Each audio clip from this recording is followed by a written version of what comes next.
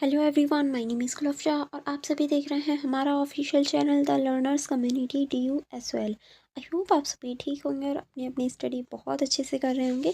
देखिए, आज की जो वीडियो होने वाली है वो आपकी फर्स्ट सेमेस्टर की होने वाली है हिंदी की, जिसका नाम है हिंदी सिनेमा और उसका अध्ययन। अगर आपके पास ये बुक है या ये सब्जेक्ट है तो ये वीडियो आप लोगों के लिए बहुत ज़्यादा इंपॉर्टेंट है। क्यों इम्पॉर्टेंट है? क्योंकि हम लोग प्रीवियस ईयर के question paper with answer check कर रहे हैं, यानी आपको क्वेश्चन पेपर तो मिलेंगे लेकिन उसका आंसर भी मिलेगा। एंड आपको लास्ट 3 इयर्स की क्वेश्चन पेपर मिल जाएंगे, जिसमें हम लोग क्वेश्चन पेपर 1 कवर कर रहे थे।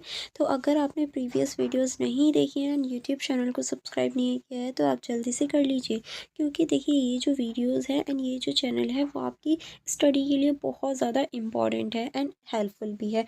एंड फॉर मोर कनेक्टिविटी आप हमारी Instagram ID and Telegram group and YouTube channel को सब्सक्राइब कर लीजिए। इनके माध्यम से आप हमारी टाइम टू टाइम जो वीडियोस हैं उन्हें देख पाएंगे, सर की भी और मेरी भी। एंड देखिए, अगर आपको नोट्स चाहिए, सेल्फ रीड आउट करने हैं या सेल्फ स्टडी करनी है, उसके लिए आप हमारा app the learners community DU SOL को डाउनलोड कर सकते हैं। ये फ्री में आपको मिल जाएगा। यहाँ बहुत सारी जो फैसिलिटीज़ है वो आपको देखने को मिल जाएंगे। एंड देखिए, हम लोग क्वेश्चन पेपर जो है वो हमारा 1 क्वेश्चन पेपर चल रहा था, जिसमें मैं को already video 1 and video 2 provide करवा चुकी हूँ। आज की मेरी वीडियो 3rd होने वाली है। प्रीवियस वीडियोस का लिंक आपको डिस्क्रिप्शन बॉक्स में मिलेगा, तो डिस्क्रिप्शन बॉक्स चेक कर लीजिए। चलिए फिर स्टार्ट करेंगे। जहाँ हमने सेकंड वीडियो छोड़ी थी उसी से आगे अब हम 3rd वीडियो कंटिन्यू करेंगे।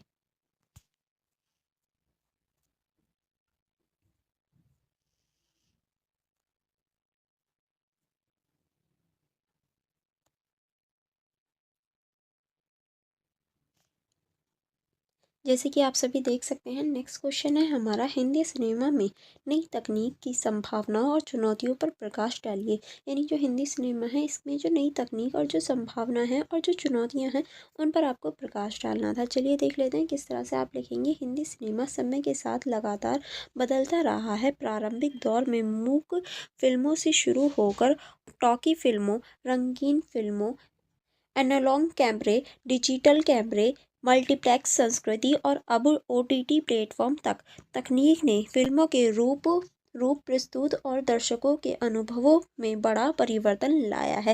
यानी ये सारी ही चीज़ें दर्शकों के और फिल्मों के जो परिवर्तन है उसको दिखाते हैं।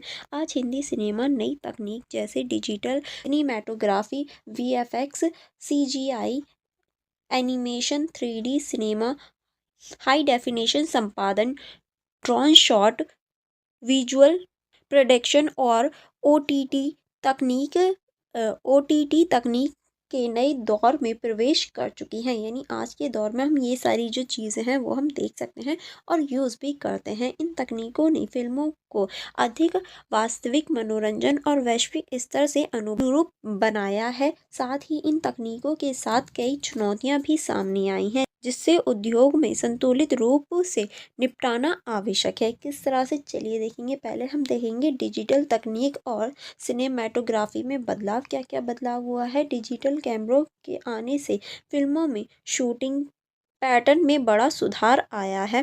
पहले जहां भारी उपकरण और महंगे रील कैमरे उपयोग में आते थे, वहीं अब हल्के उच्च गुणवत्ता वाले डिजिटल कैमरे उपलब्ध हैं। इसीलिए शूटिंग भी आसानी से हो जाती है। इन कैमरों से कम रोशनी में शूटिंग, रंगों का बेहतर संतुलन और दृश्य का प्राकृतिक प्रस्तुतिकरण संभव हो पाया है। यानी हम इजीली जो प्राकृतिक चीज़ें हैं उन्हें प्रस्तुत कर पाते हैं। अब डिजिटल तकनीक ने नए दर्शकों को छोटी बजट वाली फिल्मों को भी मौका दिया वह कम लागत में उच्च गुणवत्ता वाली फिल्म बना सकें, जिससे इससे कहानी केंद्रित फिल्मों को नई पहचान मिली है और जो छोटे क्रिएटर्स होते हैं वो भी अपनी फिल्म्स वगैरह शूट कर पाते हैं।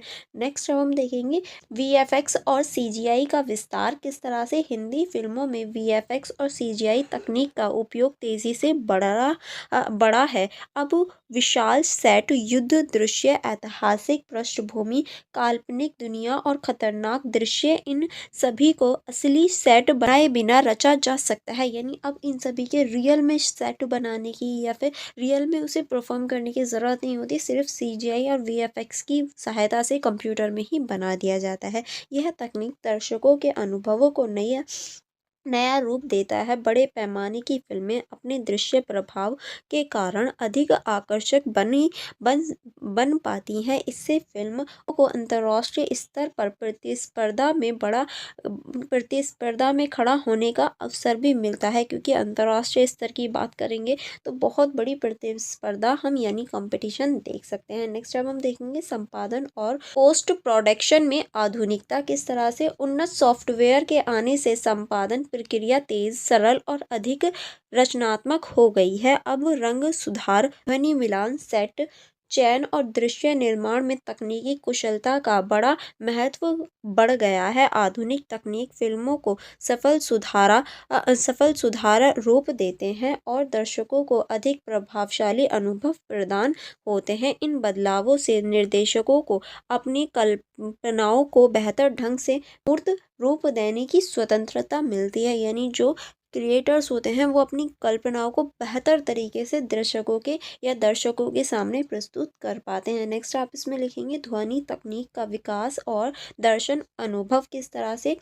सराउंड साउंड, डल्बी डिजिटल और अन्य उन्नत साउंड सिस्टम ने फिल्मों की ध्वनि गुणवत्ता को अत्यंत वास्तविक बना दिया है, यानी रियलिटी वाली लगने लगी है। संवाद, बैकग्राउंड संगीत और ध्वनि प्रवाह अब पहले की तुलना में अधिक गहराई और स्पष्टता के साथ सुनाई देता है, जिससे दर्शक फिल्मों से अधिक भावनात्मक रूप से जुड़ पाते हैं। ध्वनि तकनीक ने एक समानवीय दृश्य को भी अधिक प्रभावशाली बनाने की क्षमता विकसित की है, यानी एक अधिक प्रभावशाली जो चीज़ें हैं वो सामने रखी हैं। नेक्स्ट अब हम देखेंगे ओटीटी प्लेटफॉर्म का प्रभाव।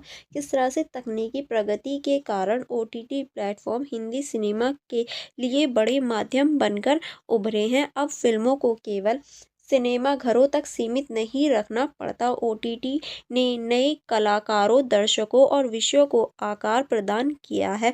दर्शक अपनी सुविधाओं के अनुसार फिल्मों और श्रृंखलाओं को चयन कर सकते हैं। इसका सबसे बड़ा फायदा यह हुआ है कि प्रयोगात्मक सिनेमा को भी दर्शक और मंच दोनों मिल जाते हैं। यानी अब जो प्रयोगात्मक सिनेमा है उसको दर्शक जो होते हैं वो भी मिलते हैं एंड उसके बाद में मंच भी उसे मिल जाता है। नेक्स्ट अब हम देखेंगे नई तकनीकों के उत्पन्न चुनौतियाँ। कौन कौन सी चुनौतियाँ हैं? जहाँ नई तकनीकों ने अनेक अवसर प्रदान किए हैं, वहीं कई चुनौतियाँ भी सामने आई हैं। उन्नत तकनीक का प्रयोग महंगा होने के कारण छोटे निर्माताओं के लिए कठिनाइयाँ उत्पन्न होती हैं। तकनीक पर अत्यधिक निर्भरता कहानी की गहराई को कम कर देती है। कभी कभी दृश्य प्रभाव इतने अधिक होते हैं कि कहानी पीछे छूट जाती है। डिजिटल पायरेसी भी एक बड़ी चुनौती है, जिससे फिल्म उद्योग को आर्थिक नुकसान होता है। इसके अतिरिक्त कई तकनीकों को सीखने के लिए कलाकारों व तकनीकी कर्मचारियों को लगातार प्रशिक्षण की आवश्यकता होती है, ताकि वो लोग नई नई चीज़ें सीख सकें, जिससे ये एक तरह से चुनौती भरा काम हो जाता है। नेक्स्ट आप इसमें लिखेंगे रचनात्मकता और तकनीक का संतुलन। किस तरह से फिल्म एक रचनात्मक माध्यम है, तकनीक को रचनात्मकता के साथ संतुलित रूप से उपयोग करना आवश्यक है। यदि तकनीक कहानी को सहारा देने के बजाय उस पर हावी होने लगे तो फिल्म की गुणवत्ता प्रभावी हो जाती है। यानी तकनीकी हावी हो जाए तो कहानी जो है वो कहीं खो जाती है। इसलिए हिंदी सिनेमा के लिए यह ज़रूरी है कि तकनीक का उपयोग कहानी, अभिनय, संगीत और निर्देश के साथ सामंजस्य बनाकर किया जाए। यानी दोनों तीनों में एक तरह से जो बैलेंस है वो होना चाहिए। जब तकनीक और रचनात्मकता एक साथ मिलते हैं तभी फिल्म प्रभावी बनती है। अगर कोई भी चीज़ किसी पर भी हावी हो जाए तो फिल्म अच्छी नहीं हो सकती। इसके निष्कर्ष में आप लिखेंगे हिंदी सिनेमा में नई तकनीक ने अनगिनत भावनाएं पैदा की हैं। Digital camera, VFX, OTT platform और आधुनिक संपादक तकनीक ने फिल्मों की गुणवत्ता को वैश्विक स्तर तक पहुंचाया है। दर्शकों को नए अनुभव मिले हैं और उद्योग में नई प्रतिभाओं का मार्ग भी खुला है। हालांकि तकनीक के उपयोग के साथ आने वाली चुनौतियों पर ध्यान देना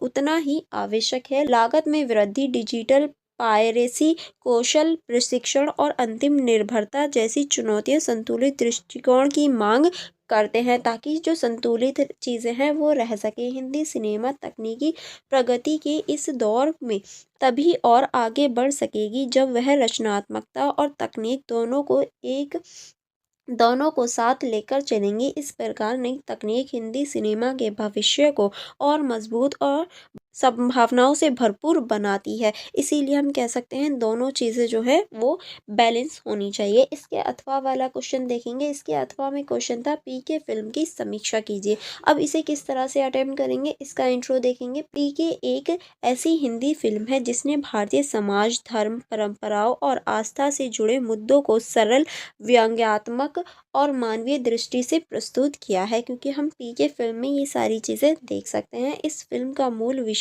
मानवीय जीवन में फैली धार्मिक अंधविश्वासों, ढोंग, पाखंड और मान्यताओं की रक्षा करना है।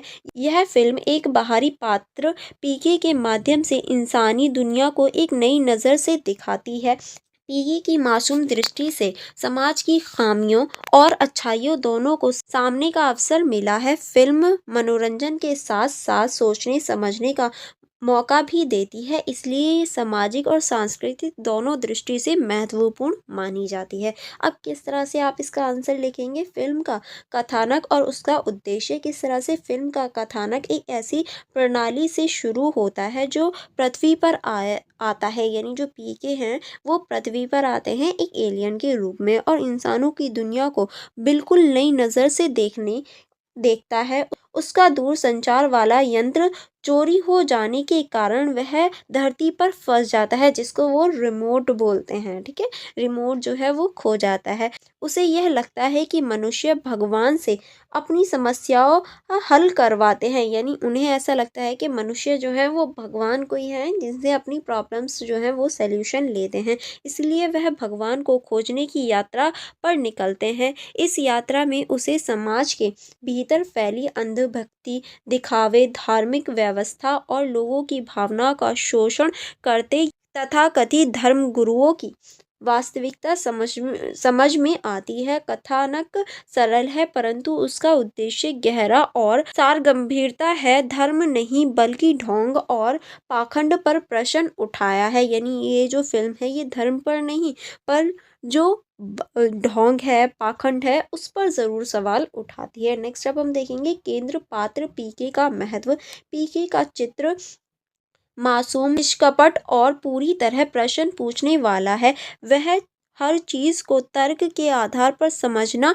चाहता है। उसे यह नहीं मालूम कि समाज में क्या परंपरा है और क्या सत्य है, इसीलिए वह सीधे प्रश्न करता है। उससे उसके प्रश्न सामान्य दर्शक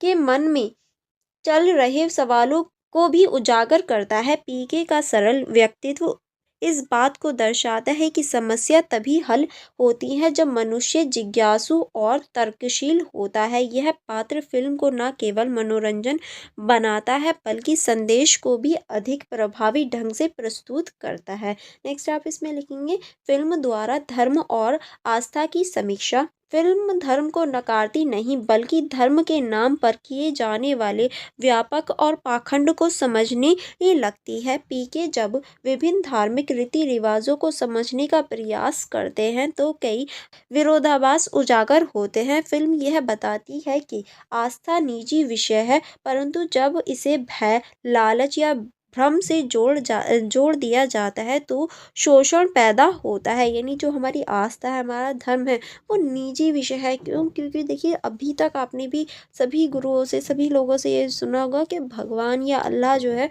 वो हमारे मन से जुड़ा हुए होते हैं, हमारी मन की और जो हमारी अंदर की आत्मा है उससे जुड़ा हुआ होता है। पर जब ये लालच से, भय से, भ्रम से जुड़ता है तो ये एक तरह से शोषण का केंद्र बन जाता है। फिल्म समाज को यह सोचने के लिए प्रेरित करती है कि क्या ईश्वर की खोज के नाम पर सही रास्ता अपनाया जा रहा है या लोग किसी गलत नंबर पर कॉल कर रहे हैं, जिसमें आपने सुना भी होगा ये तो रॉन्ग नंबर है, वो इस तरह से इसे प्रनाउंस करते हैं। नेक्स्ट आप इसमें लिखेंगे समाज में संचार, मीडिया और जनमत की भूमिका। किस तरह से फिल्मों में पत्रकारिता को समाज में सही जानकारी फैलाने और प्रश्न उठाने वाले माध्यम के रूप में दिखाया गया है। फिल्म की पत्रकार पात्र जग्गू इस कहानी में वह पुल बनती हैं जो सत्य और भ्रम के बीच की दूरी को कम करती हैं, जो कि जग्गू काम कर रही होती हैं यानी हीरोइन जो है।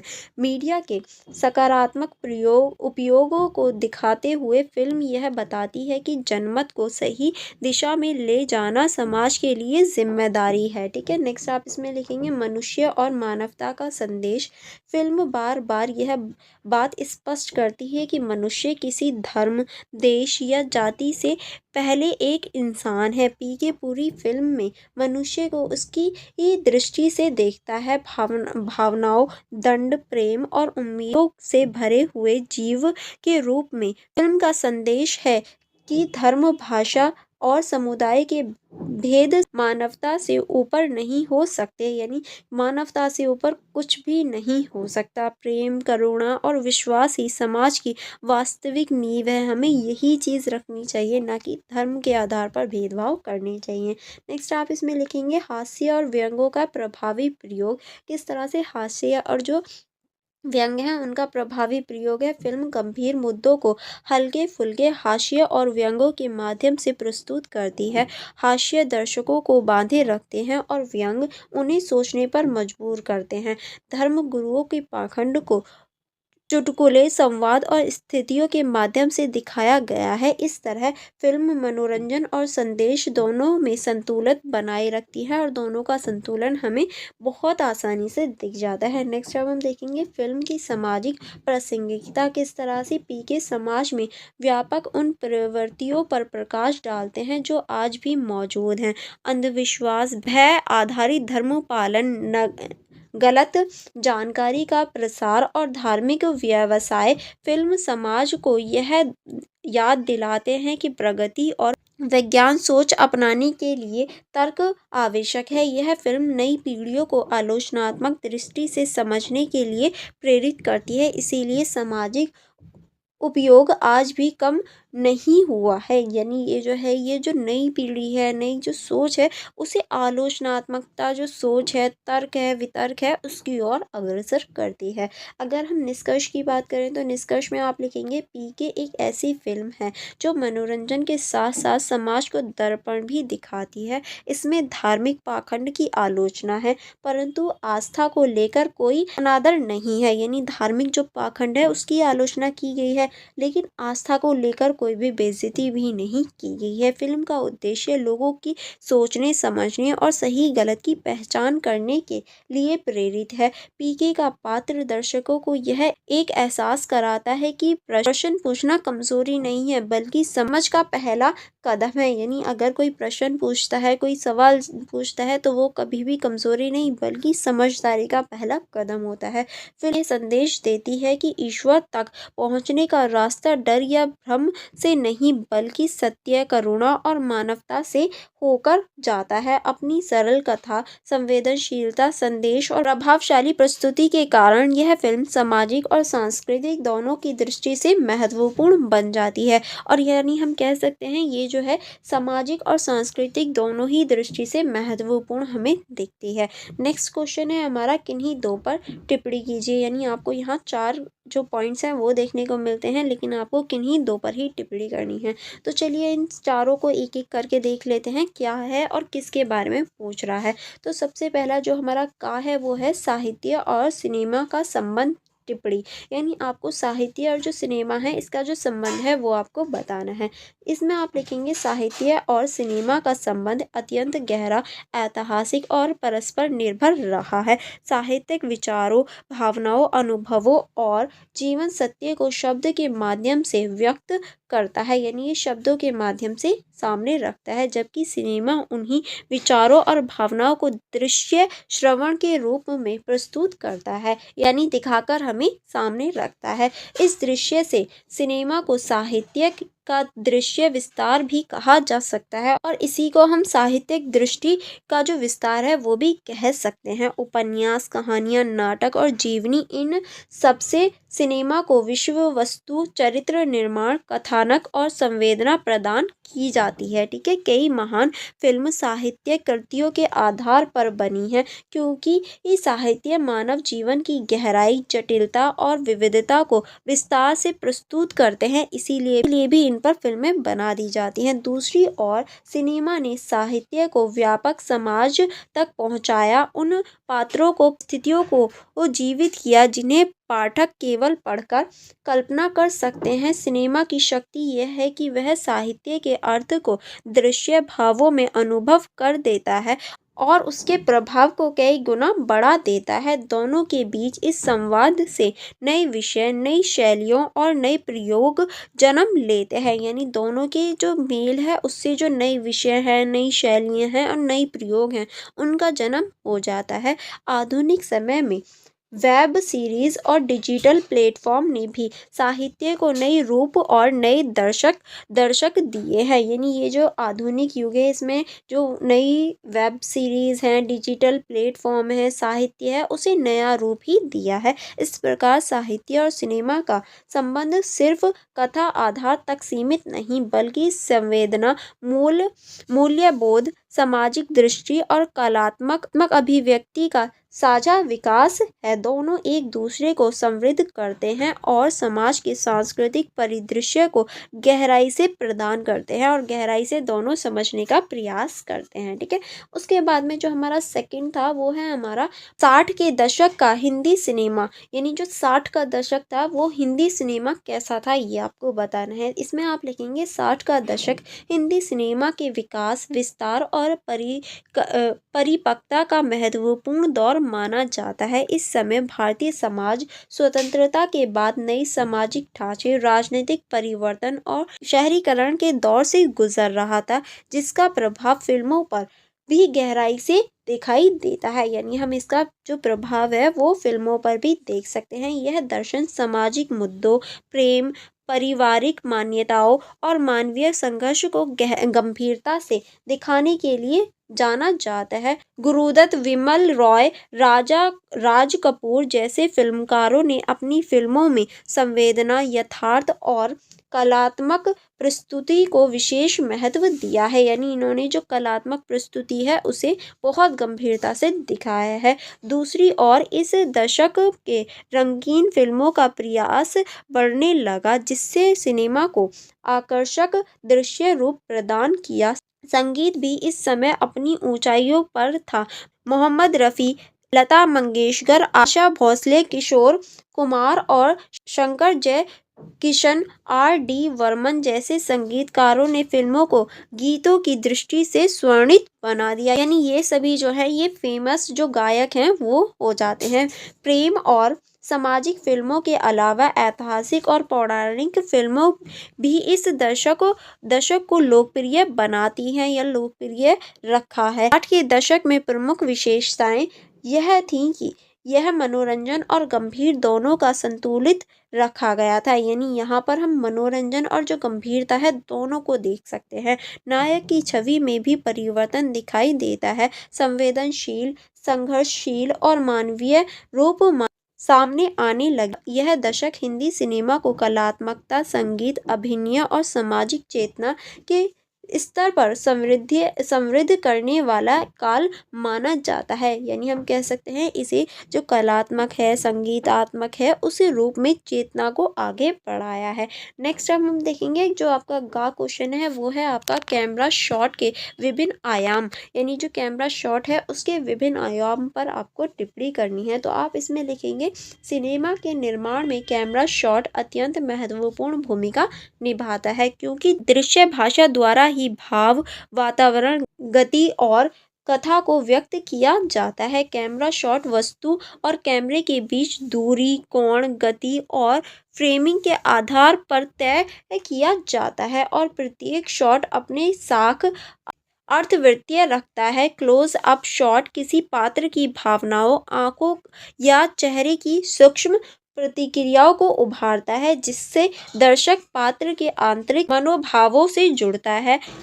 वाइड शॉट वातावरण, स्थान और परिस्थितियों का विस्तृत परिचय देता है। मिड शॉट संवाद, संबंध और दृश्य के समन्वय संतुलन को प्रस्तुत करता है। कैमरा एंगल जैसे हाई एंगल, लो एंगल किसी पात्र की शक्ति या कमजोरी को दृश्य के रूप में व्यक्त करता है। ठीक है, यानी कोई भी जो एक्टर है हीरोइन है उनकी कमजोरी और जो शक्ति है उसको दिखाता है।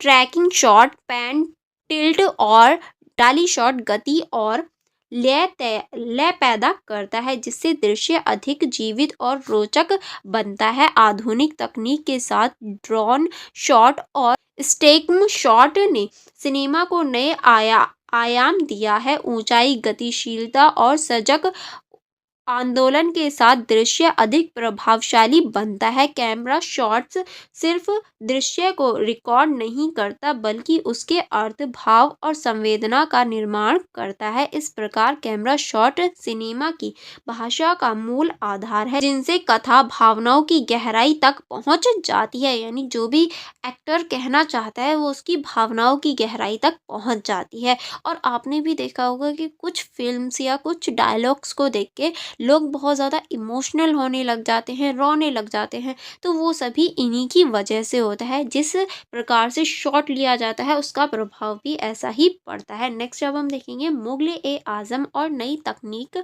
पर आपको टिप्पणी करनी है। चलिए देख लेते हैं। मुगल ए आजम भारतीय सिनेमा के इतिहास में तकनीकी नवाचार, भाव्य और कलात्मक प्रगति के कारण एक मील का पत्थर मानी जाती है।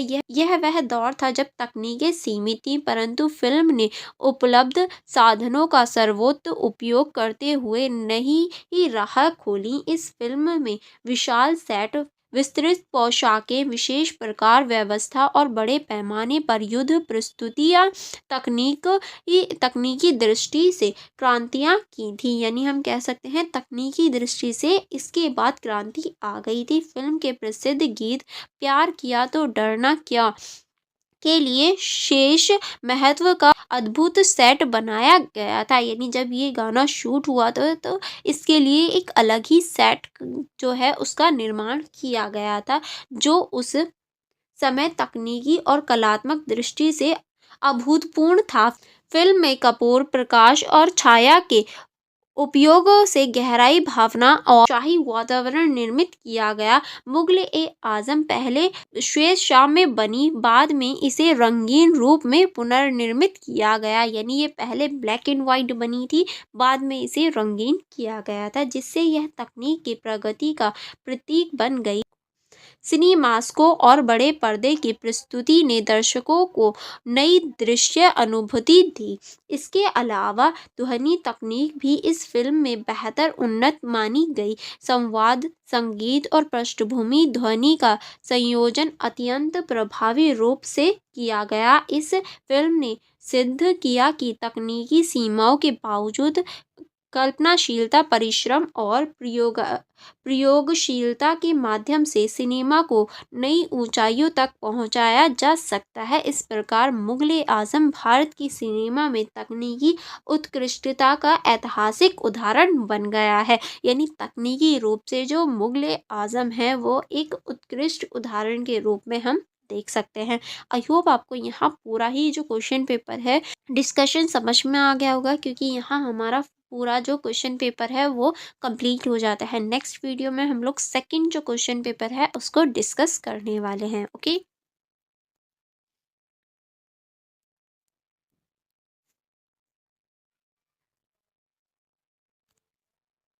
And for more videos, for more connectivity आप हमारी इंस्टाग्राम आईडी चेकआउट कर सकते हैं, आप हमारा टेलीग्राम ग्रुप ज्वाइन कर सकते हैं। एंड अगर आपने अभी तक हमारे यूट्यूब चैनल को सब्सक्राइब नहीं किया है तो जल्दी से सब्सक्राइब करके बेल आइकन को प्रेस कर दीजिए। एंड फॉर मोर कनेक्टिविटी आप हमारा app the learners community DUSOL को डाउनलोड कर सकते हैं। ये आपको प्ले स्टोर पर फ्री में मिल जाएगा, जहाँ पर आप ये सारी ही जो इन्फॉर्मेशन है, सारी जो फीचर्स है वो इजीली देख पाएंगे एंड कंफर्टेबल आप अपनी जो स्टडी है वो पूरी ही जो भी है उसे अच्छे से कर पाएंगे। ठीक है, चलिए फिर हम लोग मिलेंगे नेक्स्ट वीडियो में। आप वीडियो को लाइक करना एंड शेयर करना मत भूलिएगा। Thank you for watching everyone.